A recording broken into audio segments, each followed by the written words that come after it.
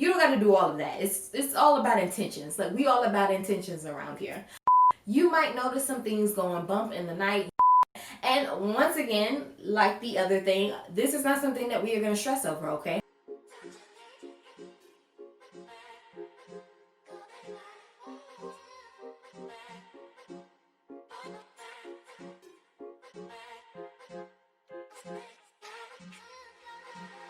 What's up, y'all, and welcome back to my channel. Today, your girl, okay, me, I'm going to teach you how to energetically slay Halloween, i.e., okay, I'm going to teach you some things that you can do to make the best of this Halloween / Samhain or Samhain or however you pronounce it, how to make best use of those energies. Really quick message to all of the people that subscribed via my last video. Thank you so much. I'm so humbled by all the people that subscribed just based off of that one video. I really wanted to keep the energy and keep going with videos, but life kicked in and a family emergency happened, and I really just needed to take space and get myself together and get my family together and all of that. So I'm okay, my people are okay, so I should be getting back to the regularly scheduled program. But I just wanted to give you guys the heads up on what was going on in my life, just so you guys know, because we are family. All right. Okay, so I'm gonna get to what you guys came here to see, but first things first, if you are new here, hi. My name is Elle from intuitiveasElle. I do pick a cards, talk about astrology, and do other spiritually related videos. So if that's yours, just drop down, hit that subscribe button, and while you down there, you might well hit that bell button so YouTube lets you know what's up, so I can let you know what's up. Okay, all right. I think I got a whole lipstick smear. Okay, we're just gonna wipe that out because I went down too low. Okay, sorry about that. I was doing the most and then the most did me, and I had to get myself together for a second. Okay, moving on. For most of us, Halloween is about typically having fun, going out, getting candy, horror stories, and all of that. But now I know a little bit more background from a spiritualist perspective of Halloween, and so that is why I wanted to give you guys a full scope of the different things that you can do for Halloween, because it's not about getting candy or scary movies or killers or wearing masks and all of that. That is what we have pushed onto Halloween, but that is not the original energy of Halloween. Halloween really is about honoring our ancestors, our past loved ones, or spirits or people who are no longer with us. It's all about that. That being said, around the month of October, this is when the energy is at its highest. It's at its maximum point. The veil is at its thinnest, meaning it is very easy to contact the spirit world or the spirit realm, depending on how you think, the 4D or 5D, whatever. Whatever resonates with you. This is the time for you to be doing this in October. So I was called to bring you guys 6 different things that you can do to make the best use out of the energy that is Halloween. The first thing that you can do if you are somebody that is trying to make the most out of Halloween is that you could create an altar. You can make a Halloween altar, or you can make an ancestor altar. What? Now, I know you guys are probably like, what is an altar? Okay. An altar is basically a sacred space where you can give offerings, or you can meditate, or you can pray, or you could do blessings. It's just a place. Now, when I say make this place, you don't have to go crazy about making it. Like, it's not like you have to build you gotta have a separate room, or you have to build a platform. You don't gotta do all of that. It's all about intentions. Like, we all about intentions around here. So basically, you can make a Halloween altar specifically, or you can make an ancestor altar. Now, a Halloween altar, you're going to want to focus and have things that are related to Halloween, okay? If you're going to have candles or stuff like that, you're going to want to have Halloween colored candles, so orange, reds, blacks, whites, depending on. So any color that you personally associate with Halloween, you can have Halloween themed things on this altar, just whatever you're feeling called to put on that altar. However, if you are wanting to do a ancestor altar to honor your ancestors or your loved ones that have passed, you want to do things like candles, or you want to do things like, maybe having a picture of them. Maybe you want to have crystals. Or you could just put anything that is very sentimental to whatever ancestor or loved one that has passed. For instance, if you have a grandma that used to smoke, maybe you want to put down a pack of her favorite cigarettes. Or if you have a mom that used to drink wine, you know, you want to put down a bottle of her favorite wine, maybe pour her some wine in, you know, a little glass and have it sitting on your altar. Whatever you're feeling called to do, whatever you're wanting to do, don't put that pressure on yourself trying to figure out, oh, what if they don't like it, blah, blah, blah, blah. Because if they don't like it, I'm just going to tell you, they're going to tell you, okay? But it's all about intentions, okay? They know that you are trying to honor them, and that is something that is going to make them smile. So like I said, keep it simple with your altar. Don't worry about it being something so deep and serious and you have to buy this and buy that. It's something that's really personal to you, or maybe the person that you are making the altar for. And it could be something as simple as, you know, having something like making space on a table for that to be your altar, or, you know, a corner in your room or anything like that. So don't stress too much. The second thing that you can do is have a Halloween ritual, okay? And once again, like the other thing, this is not something that we are gonna stress over, okay? We think of rituals and we think of like witches and, oh, they over there doing spells and stuff. No, a ritual is just basically a practice that you do over and over again, okay? It's a ritual. For instance, when I wake up, I meditate. The lie detector determined that was a lie.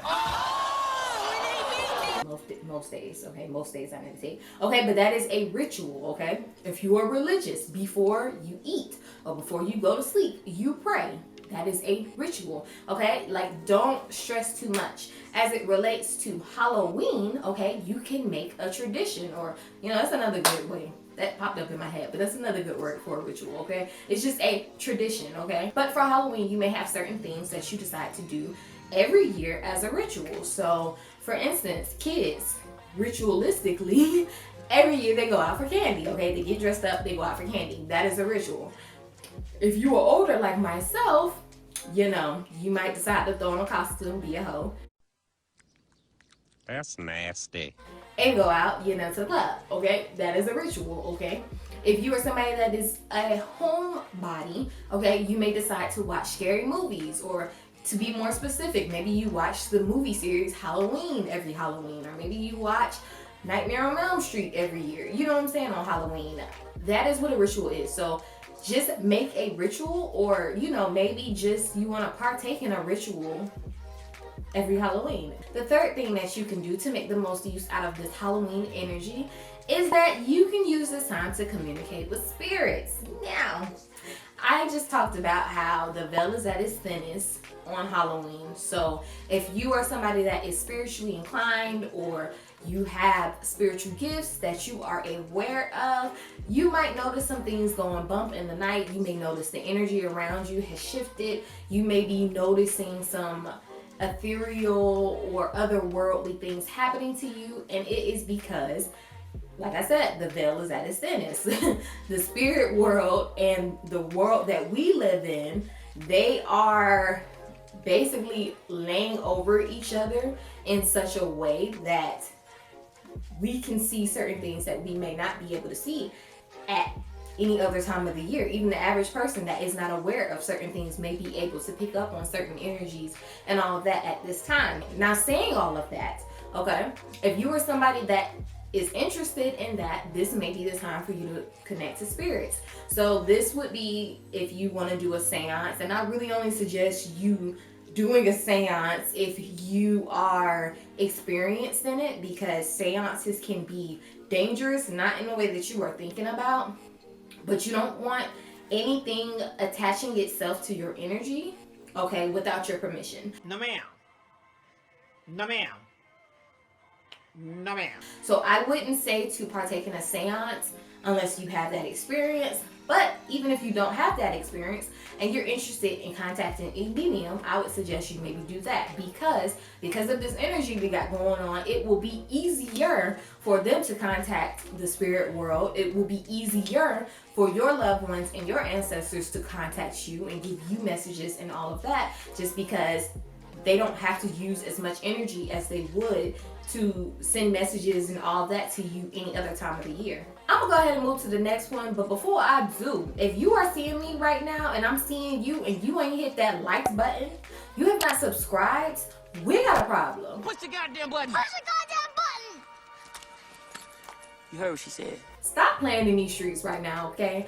I'm showing up for y'all, so I'm gonna need y'all to show up for me by giving me a big thumbs up, okay? Hit that like button, and if you want to see more content, go ahead and subscribe, because the content is awesome and y'all knows it. Alright, I don't know who need to hear that, but I'm gonna let y'all live.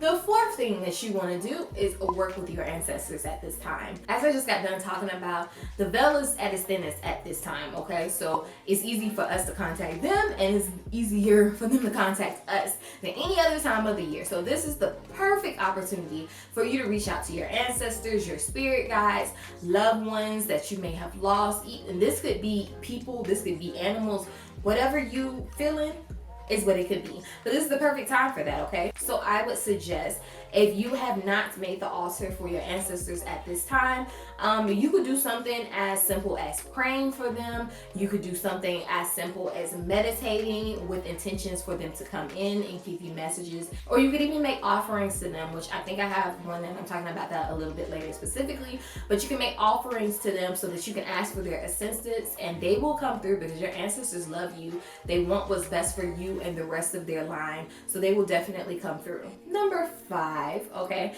this is a great time for you to either give or get a tarot reading if that is something that you are into. Okay, now look, in pagan culture specifically, Halloween is known as the witches' New Year's. Okay, that being said, this is the perfect time for you to try to figure out what the last 12 months have brought into your life, and it's the perfect opportunity for you to see what the next 12 months are going to bring into your life. Okay, this is a great opportunity for that.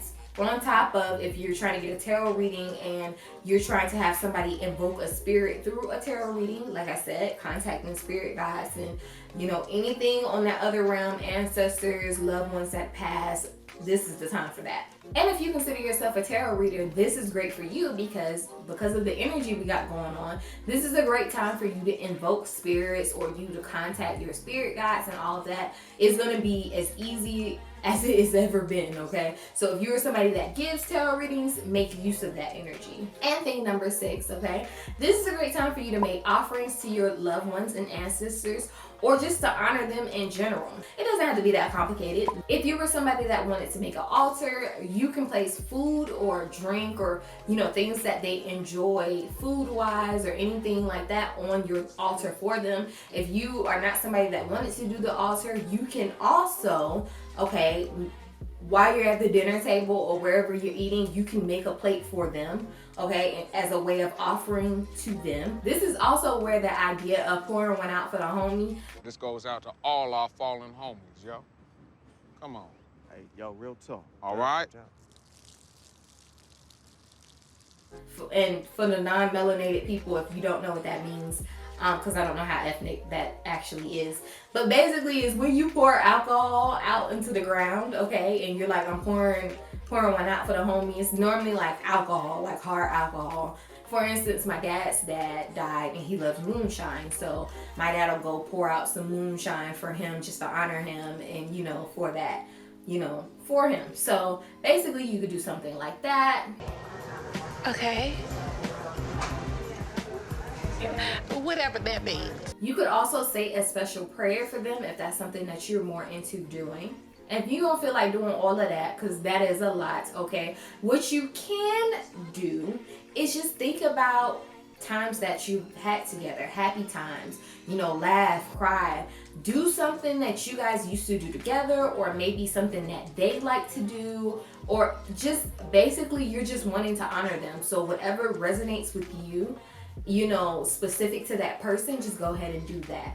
And that is all that I have for you guys. So go ahead and drop down and let me know what rituals you guys plan on partaking in this Halloween, regardless of what Halloween you are seeing this video at. Regardless of what y'all planning to do this year, y'all make sure y'all stay safe, make sure y'all stay happy, okay? And happy Halloween from me to you, okay? But before you even think about clicking on this video, because I know you ain't gonna just do me like that, okay? If you are seeing me, hearing me, feeling me, okay, go ahead and give me a big thumbs up.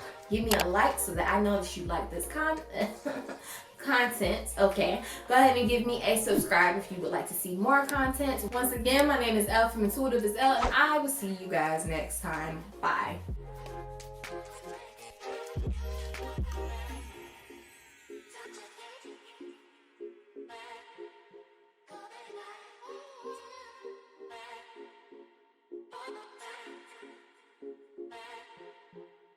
Snake.